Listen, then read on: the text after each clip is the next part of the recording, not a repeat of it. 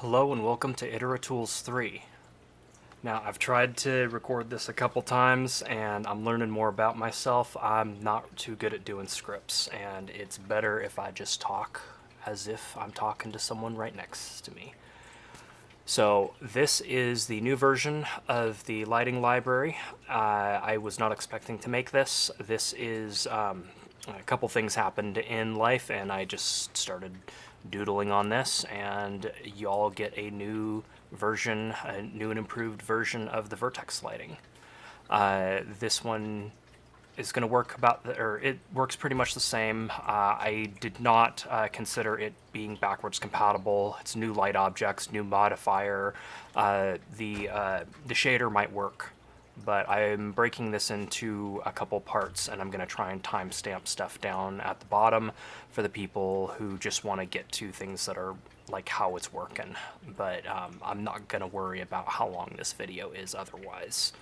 I want to say a quick thanks to my God for helping me learn all of this stuff. I've gotten far further than I thought that I would ever get learning all this stuff, and at this point, if I have to stop using Unreal, then I should be able to make whatever I'm making here on any game engine that has the base requirements.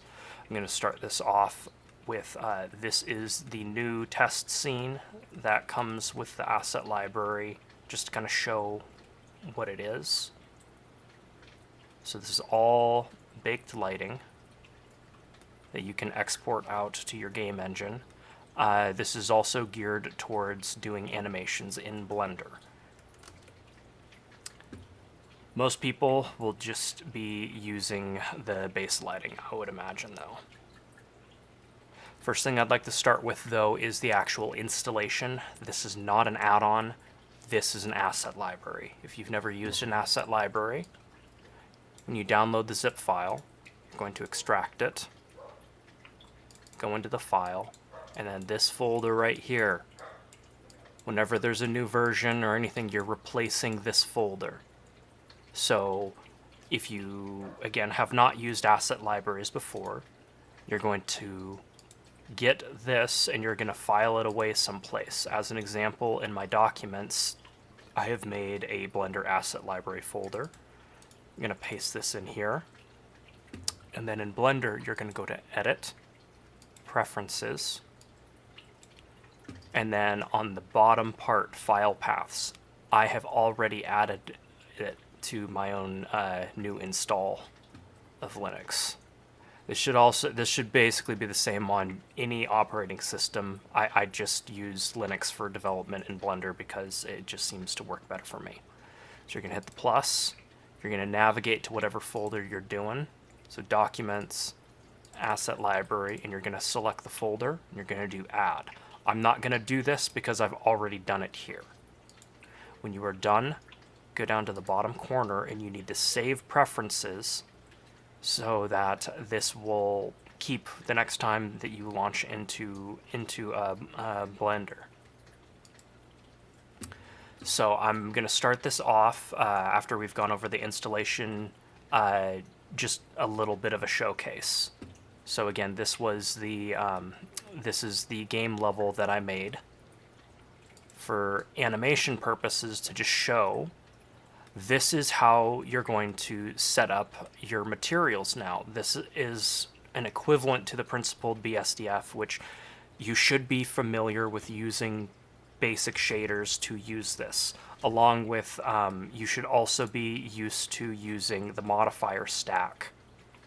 You do not need to touch geometry nodes to use this, but you need to be able to use basic shaders, basic materials, and basic modifier stack. This is not just a thing that you drop in and then all of the lights in Blender magically start looking like an old Nintendo 64 or PlayStation 1 game. That's not what that is. This is something built on top of geometry nodes. So this is an example of two-sided shading, which is meant for animations inside of Blender. It's possible to make this so it could export out to game engines, but the thing is that the amount of data that would cost on the game engine is arguably not worth it. You only have so many geometry attributes, which is what these things bake into, that it's just not worth it. For everyone else, or it's just one master shader for everyone to work with. I have a couple of my own shaders for my own purpose, but for everyone else, Vertex Light 3 master shader, this is what it is. I've also included pins for the different components if you wanted to make your own shading models. Just like getting the base, I don't know what to call them other than shading models, but if you just want the color, if you just want the lighting, there's pins there if you want to use them. For everyone else, get your texture, you plug in the color to the color, you plug in the alpha to the alpha. There is now an emission that if you want it, oops, make sure that I'm selecting. Okay, what am I doing? Select, yeah, that should be it. Oh, it's because it's pinned. That's why, because this is just showing off stuff. So I'm gonna unpin that for right now, and this is this material. There's an emission, which is like if you had a sign that you wanted the sign to ignore the light, you'd plug in the channel for the sign there, and then the alpha into this, and you could like multiply it or use a color ramp to figure out how much the sign you wanted to do that. There's a mirror reflection, which is just something built in for the people that want it. And then if you're doing specular stuff like 𝗏𝗏𝗃 shading, then you could, or not fawn, it would Phong, it would be blend Phong. Anyways, very similar to the old one. And I'm just gonna set that back. Let's see, next part. We've gone over materials, or the shader bit. I have included basic materials of different kinds of texture filtering. Most people, I would just recommend Vertex Linear. It's going to be the easiest thing to do. The Nintendo 64-like ones require that you use this setup of putting in how big is the texture, using 4 of them, combining them, and then you plug it into your thing, where I'm just going to, on this one, let's just change this to linear. Just use 1.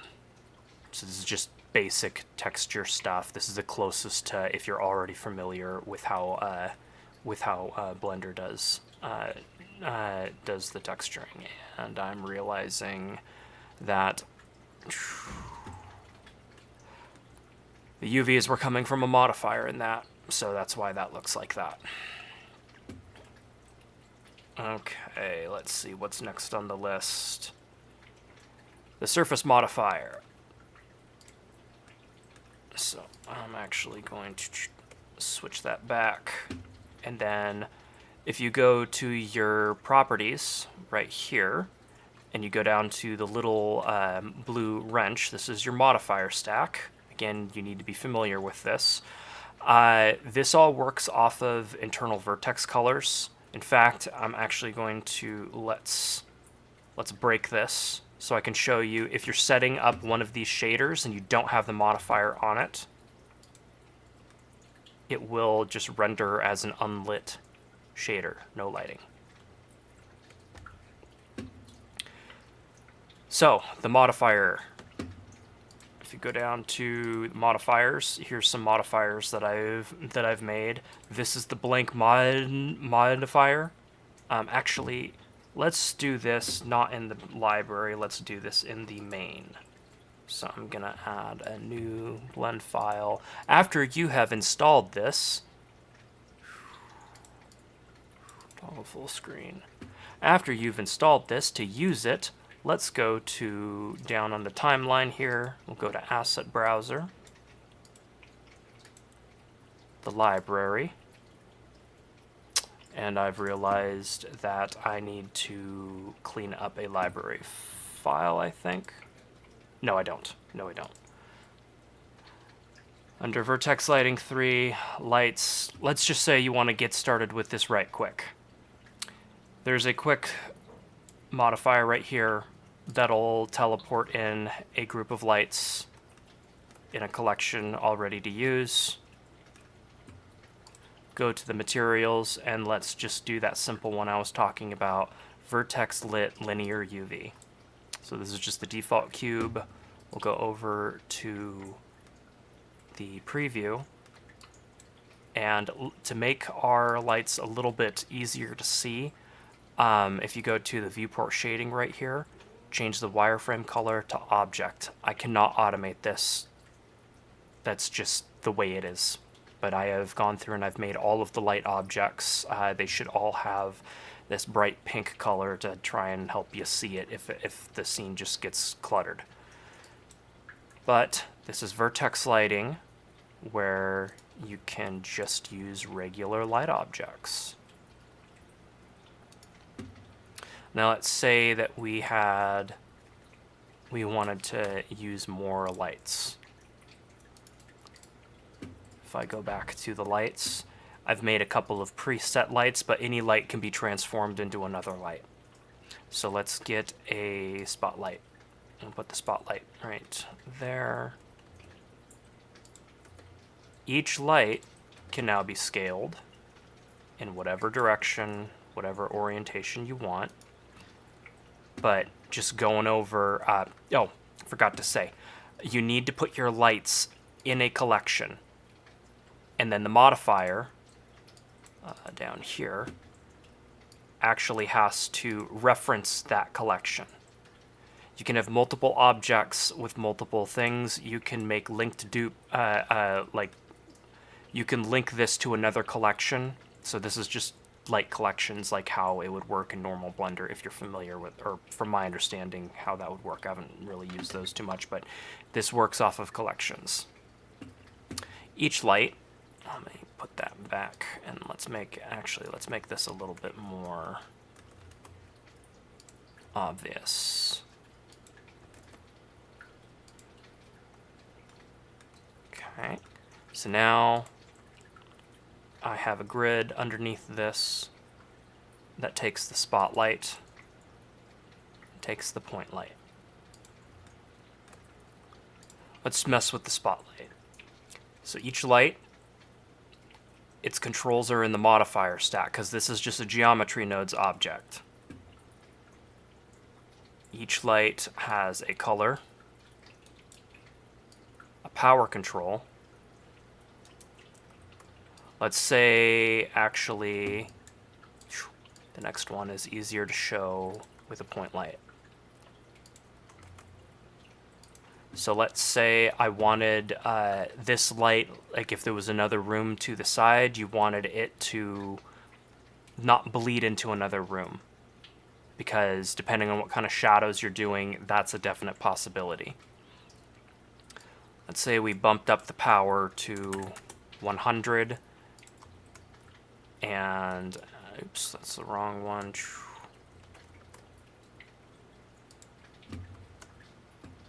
There's your other room. You don't want it to bleed into that.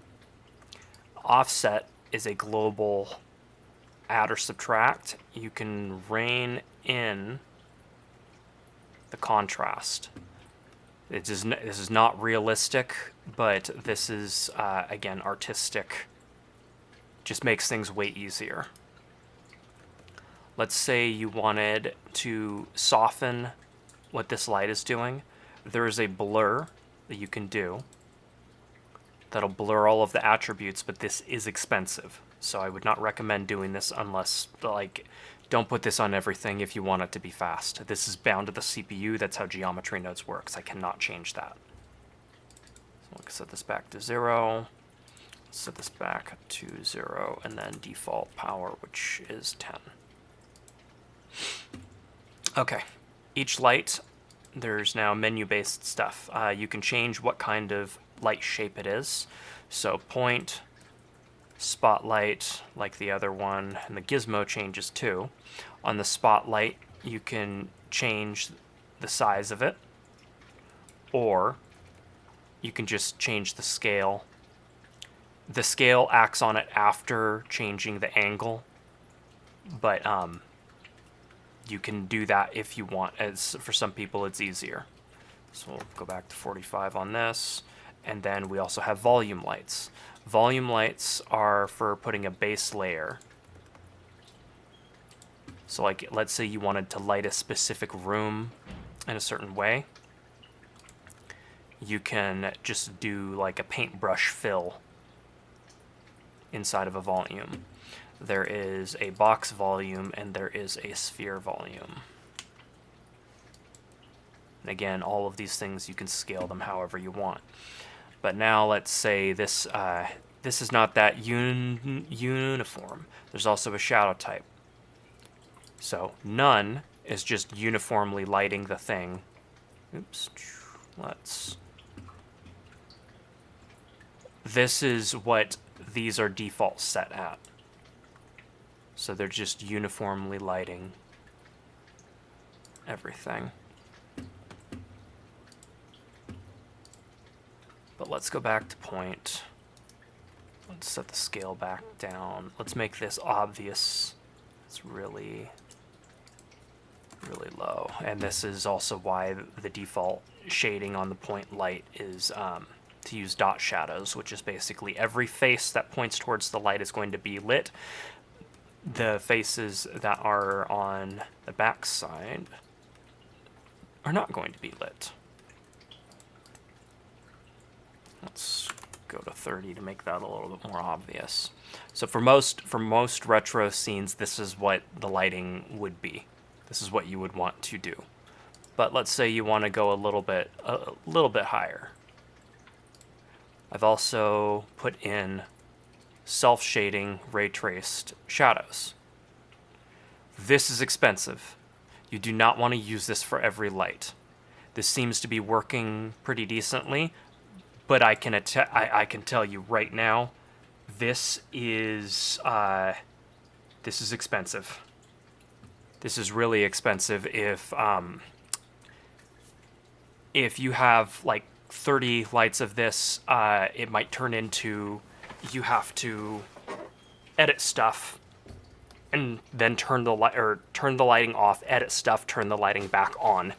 Every frame of animation that you're doing, if this is a thing in Blender, then it might just be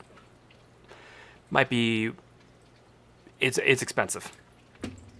Back to the modifier on this. Okay, there we go. There is a global, okay, right up here first, the shading performance. There's off, unlit, so that you can just work on stuff. Regular takes into account the shading type. So if I were to select all of the, link select, and then you were to set it to mark sharp, all of a sudden, this is now flat shaded.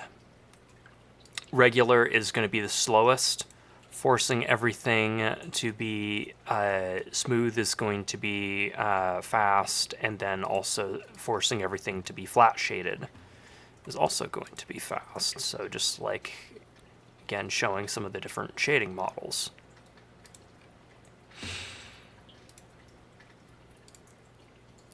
If you're doing animation, oh wait, let's set this back to for smooth, because that's just the fastest. There is a global exposure now, so that should be very helpful for doing basic color correction on the scene. It's an animatable thing, so you can change that in your animations. If yeah, let's set that back to 1. The output type animation allows for two-siding, so if I go down here with another light, let's turn that red. The top is blue, the bottom is red. This is, again, intended for animators. These two down here are multiple UVs and vertex color. These are for your game baking stuff. Most people, I would imagine, would be using vertex color. Multiple UVs are more difficult to set up in the game engine, but if your game engine clamps everything to byte color, multiple UVs are a way of getting around that. Let's see, specular. Let's do garage shading. Okay, so I have fixed specular. I don't know why it was working somewhat before, because now it's based how it should be off of the camera.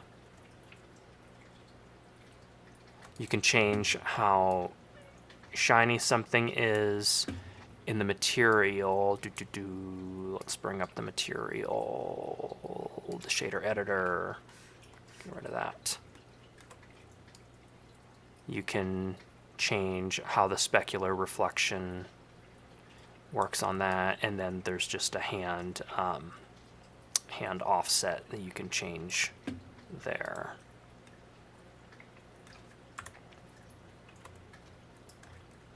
I might need to do a little bit of work because I'm pretty sure that specular reflection should be blue. It should not be white.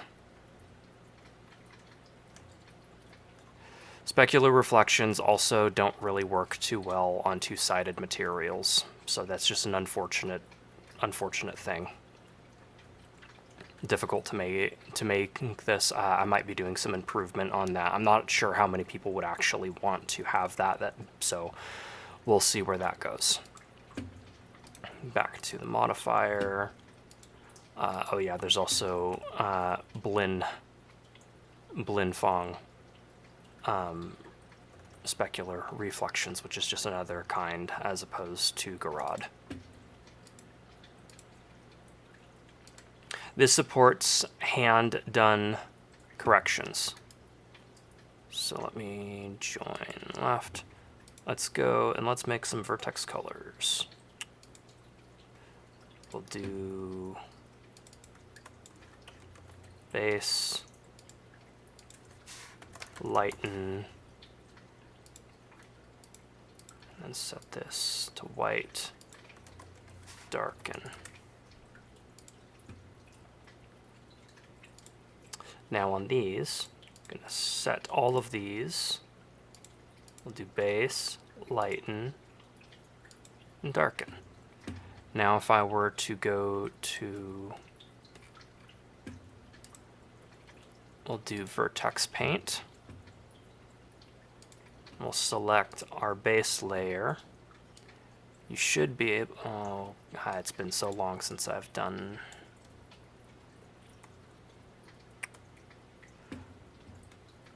Oh boy, I don't really use this. I use an add-on that I made, so I'm just going to do that. So I'm just going to go to face.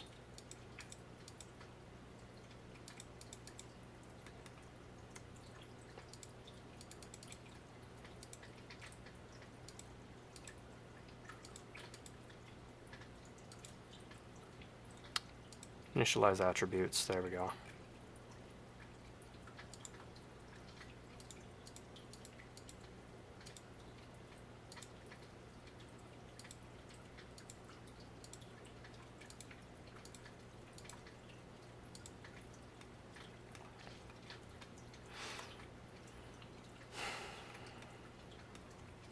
Okay, so now if I go into edit mode, and let's say I wanted to make this a little bit lighter, you can use regular vertex colors. So base is like the environment lighting, so set that as whatever your minimum is, or if you're passing from one attribute to another. I'm just going to do this actually. Let's do a base lighten. Let's say you wanted here, we'll do, imagine there's a sign that's just, or maybe a torch. You wanted to make an area with whatever, a torch, and do the hand by, or the lighting by hand. You could go through and you could color stuff like that. And then let's say you had a pillar that was, let's do a sharp shadow. you had a pillar that you wanted to set a shadow there, you could go through. Oh, that's right. Darken goes first, and then lighten goes there. So back to lighten, and let's set this back to 0. That's right. It goes base, darken, then lighten. Anyways, you can do hand-done corrections.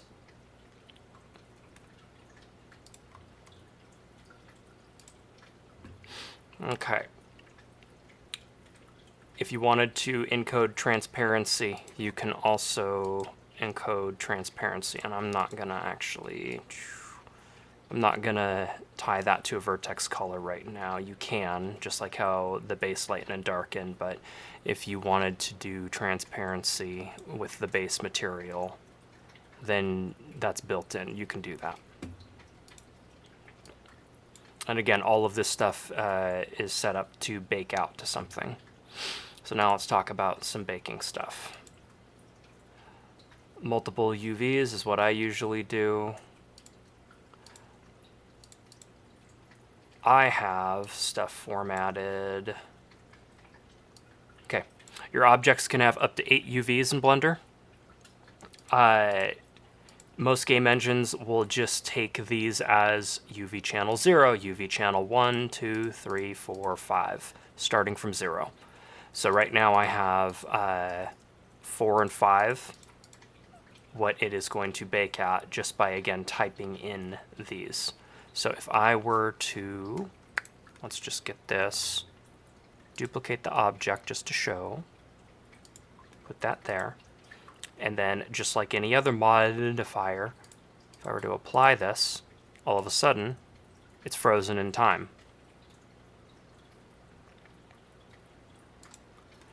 And when you export an FBX or a GLTF, one of those files for a game engine, it's going to save it, or it's going to apply the modifiers, or that's the default behavior.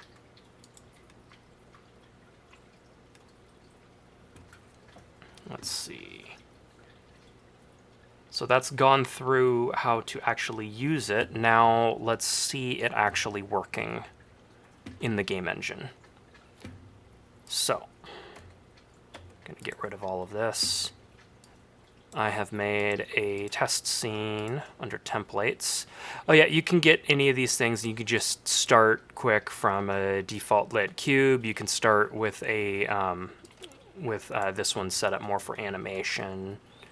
So like, let's say you had an existing object you wanted to get everything on. You could select something, shift select, and then join. And I just made a mistake. It was the other way around. You get the object you want to have all of the modifiers on, select that, join. And then if I were to go into select everything there and actually use a modifier, or sorry, use a kind of material.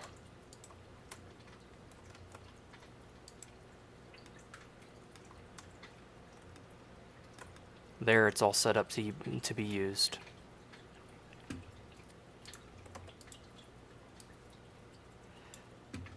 This is a test scene that I made for Unreal Engine. It is 4 materials, but technically it only needs 2. But if we were to look, let's say you were all done.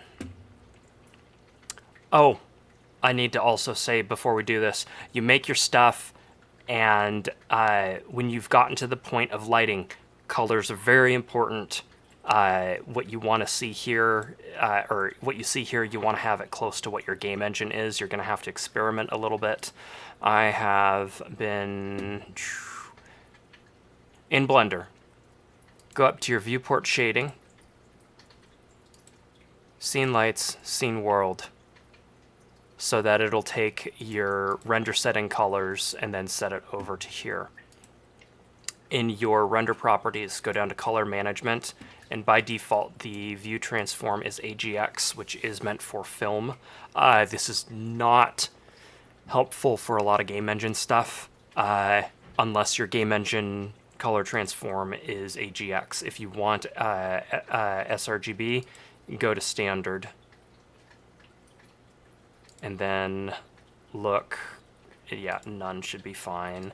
You can have an exposure here to try and match what sRGB looks like in the in the game engine, and then also gamma as well.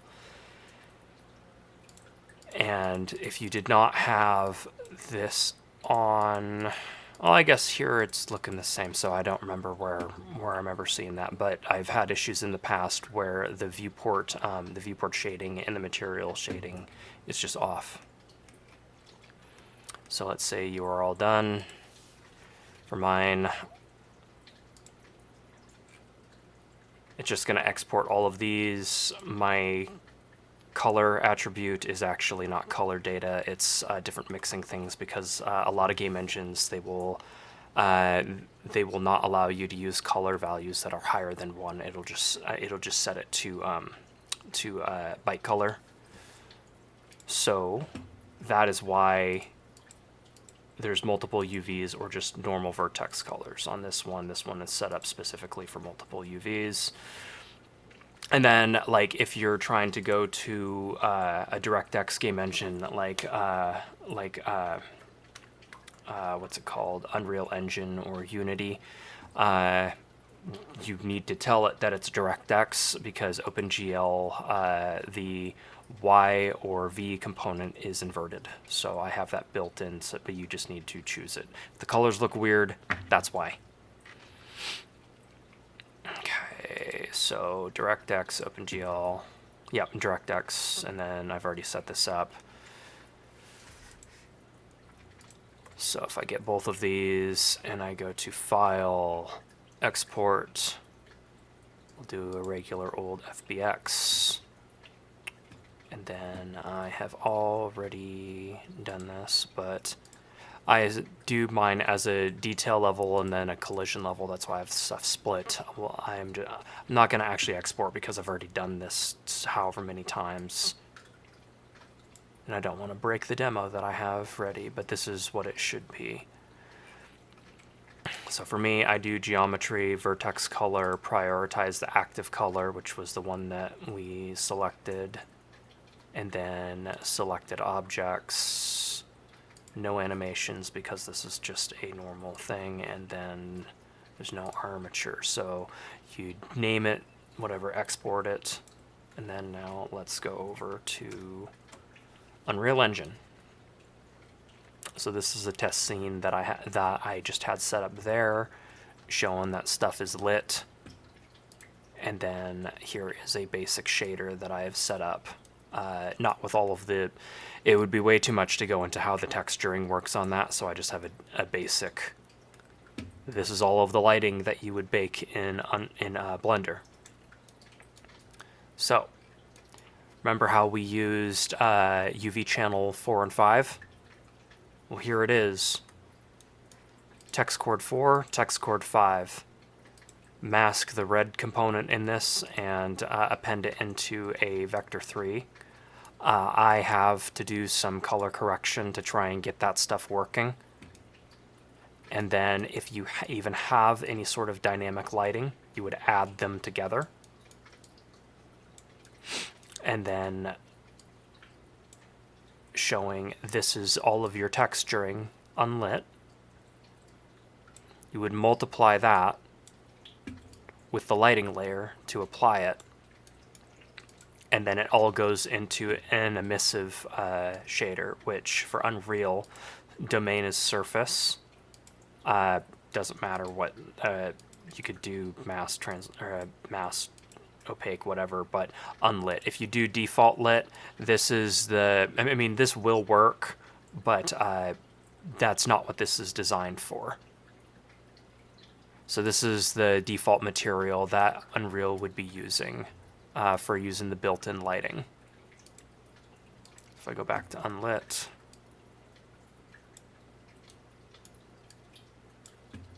There's it working. And if you were to get your dynamic lighting, you can mix it in. So like I've put a light in this corner. If you, in Unreal Engine, if you use UVs, you can use a line trace to get the color of get the UV attribute and put that color back together. So this character, if you look at their base color, if we go into this corner, they start to darken because that's what's baked there. So we have the lighting transferring on. There's some other kinds of lighting effects that I have. But as the character goes around the level, they are pulling the environment color. Down here, I have another dynamic light set up.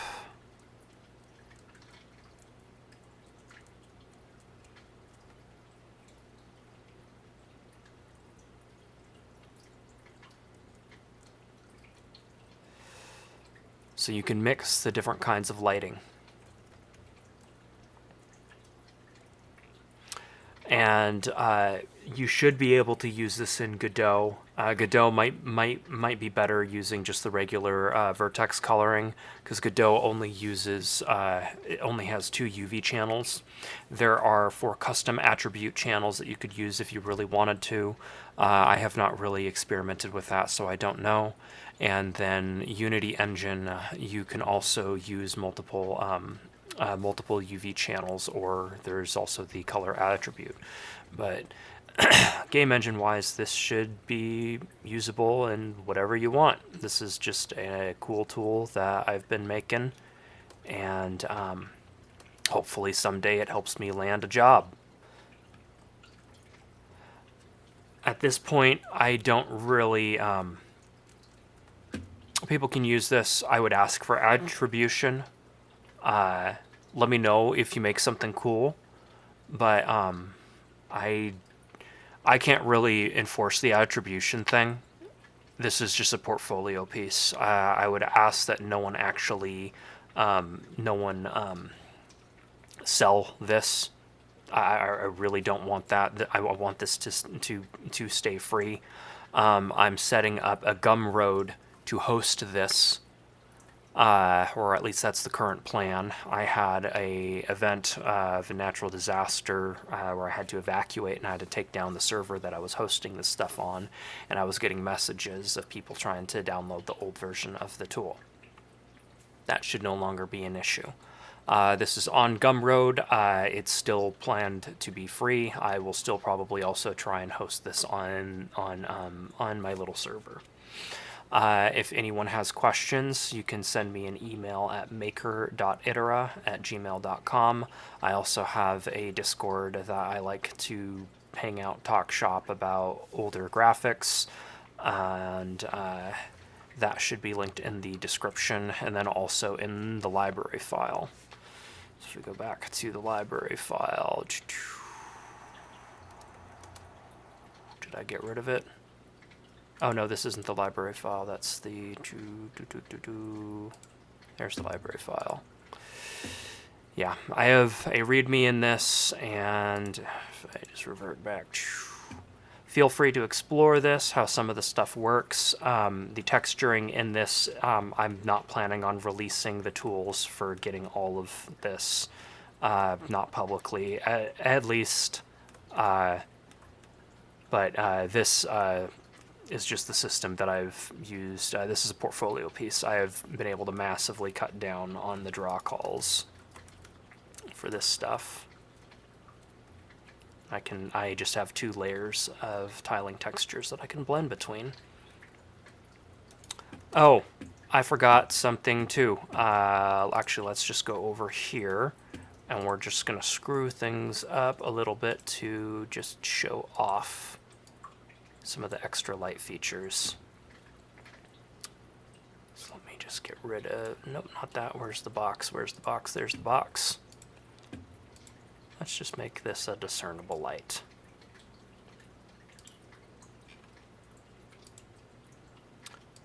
There's a modifier for fake ambient occlusion.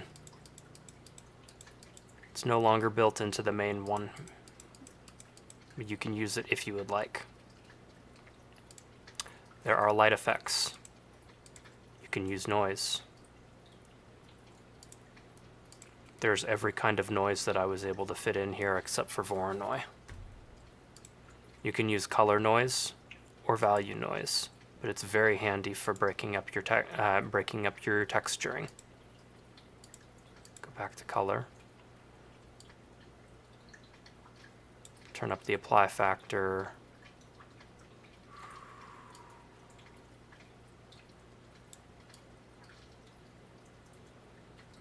Just make this heavily obvious.